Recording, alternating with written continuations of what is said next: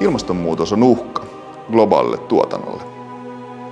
Ennen kaikkea se on kohtalonkysymys 2000-luvun maataloussektorille.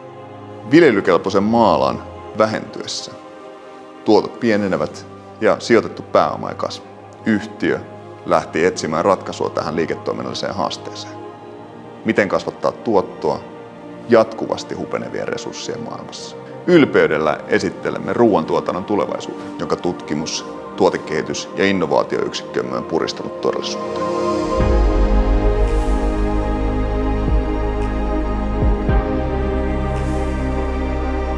Tuotteemme on vastaus ihmiskunnan merkittävimpiin haasteisiin.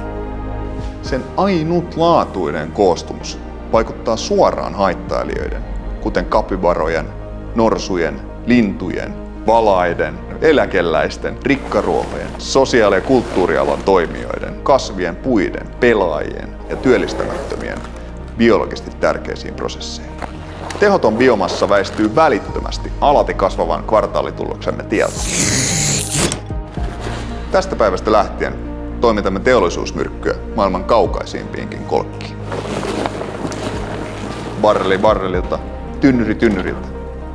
Kuvitelkaa loputtomat pellot, silmiin kantamattomiin tynnyreitä reunustamassa niitä ja lapsia kirmaamassa siellä seassa, kokemassa, hypistelemässä, näkemässä ja maistamassa sitä, miltä edistys näyttää. Teollisuusmyrkky on vastaus ihmiskunnan merkittävimpiin haasteisiin, saatavilla myös kuluttajakäyttöön soveltuvassa pakkauskoossa. Tuotto ei synny puun alla joutenolle.